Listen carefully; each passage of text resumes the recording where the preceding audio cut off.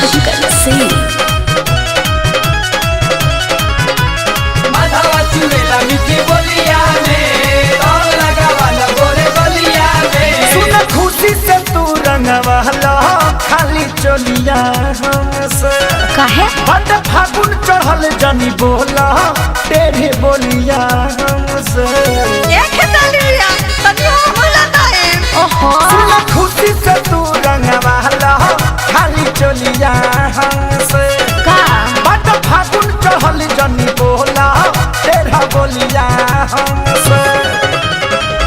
तोहरा रहन से हम बेहाल बानी हो जनी छोई हो हमके दोसरा के माल बानी हो। आज गलबे करे डालेला बेहाल बानी हो।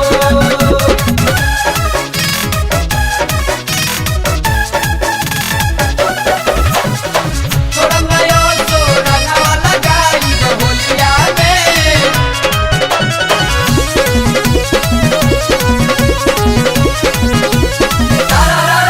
हट जाए तो हमके घरे यार प्यार बहुत मोरा करे झूठा हूँ मैं जाई रे सियाई लगी आगे में सक के जरे। अरे बड़ी खिसिया हवे कुछ देर के बाते कमा का दुखी करो न हमारा मनवा तो का करी? तोहरा के असो लगाई हर दिन से बाटे सपना। सीधा साधा बुझी हा जनी बवाल बानी हा जनी छुई हा हमके केहू के माल बानी हा। आज गलबे करे डालेला बेहाल बानी हो।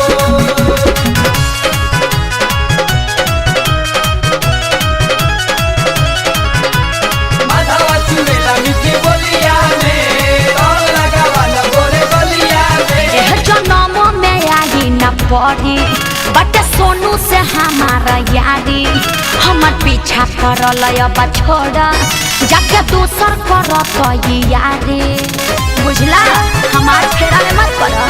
रख चली चाहे दे पुगारी का बोधा साहेब भले के तनो भारी पागल बड़ा। मन आए कोइल बहके अरे बाप रे। छोड़ी न कुंदन खेसारी।